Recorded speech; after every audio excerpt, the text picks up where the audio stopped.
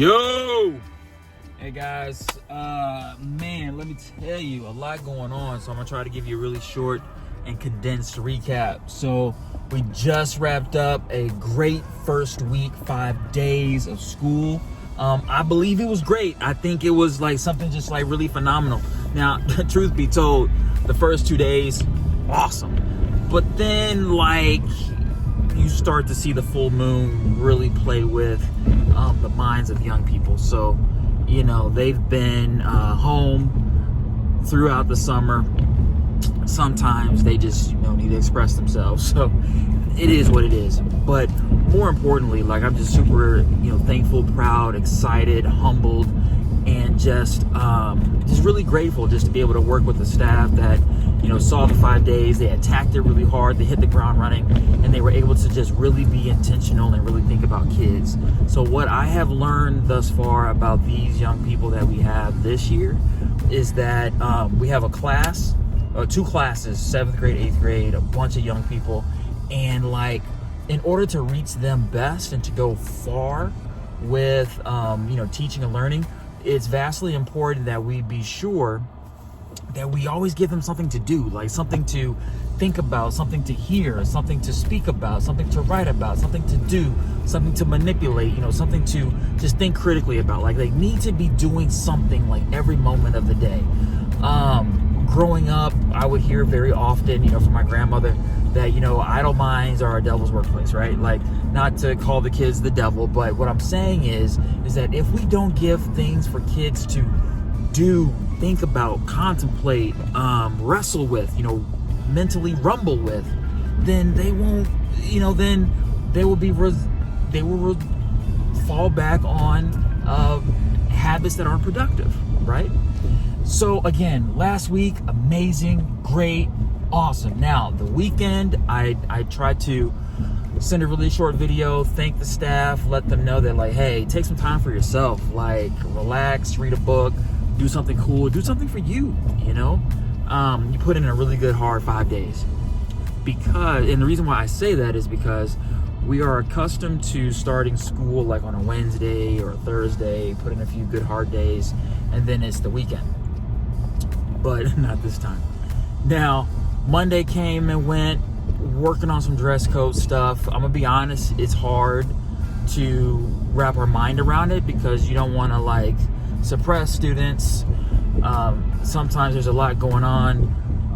Here go to family, the neighborhood. Hold on, wait a minute. What's up, guys? We made it. School has started.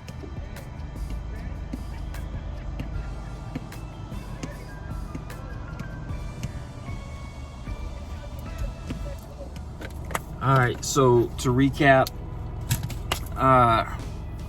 the day, it started with a little bit of morning duty, because what I like to do is to like just direct traffic in the morning, at least for the first like week to 2 weeks, because I feel like it is vastly important to create a routine in the front of the building for drop off. The reason for that is because I really don't want anyone getting hurt.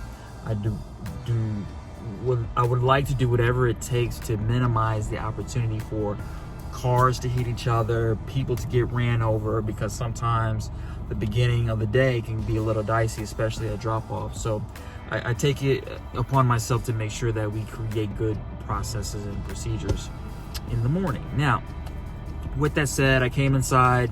Again, this is all today. I came inside, wrote down a few things that I wanted to say to the students via the PA right after the Pledge of Allegiance, some things to think about. And as I'm writing these things down at like 7:18, guess what happens? The fire alarm goes off. Crazy. So while that's happening, number one, we scheduled a fire drill later in the week, which to give us enough time to practice, let everybody know where everything's supposed to be. But like, we didn't get a chance to practice, to go over locations, to talk about procedures, to talk about, attendance. Like, it was wild. So we clear out the building in record time, which was awesome. Then all of a sudden, the fire department comes. They come, they check the panel. Long story short, we checked every classroom on the second floor. We went outside and checked the rooftop units because that's where the signal was coming from. After that, we come back inside and check every room on the first floor. And at the end of the day, we come to find out that there is a faulty sensor in a closet on the second floor. I say all that to say this. What I learned in this moment is to, one, be calm, and two, give very clear instructions. Be succinct, don't add too many words, be straight to the point about what's going on, what you need people to do, and what the next line of communication might look like so that they can prepare while you're trying to do your part. Big shout out and kudos to my team for allowing me to do what I needed to do with the fire department and the superintendent inside the building while they were working with the students and the staff outside of the building.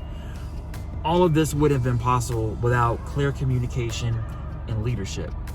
I believe all of us have the ability to be a leader, to be a great leader, to be an effective leader. I needed to do my part in the building. They were able to do their part outside the building. And when we have all of that happen, then we're able to do like this. And then that's how we have a strong situation, a strong program, strong community and building. So wild first couple of days, crazy day to day. But at the end of the day, it's all about how you show up. It's all about what you can control. It's all about your leadership. Leaders, some are great, some are not. But what I have found is that the most effective leaders are the ones that do more listening than they do speaking.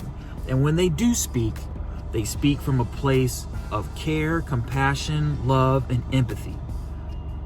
And in that communication, it must be clear. So again, team, like, subscribe, join the tribe, get into the channel. It's going to be great.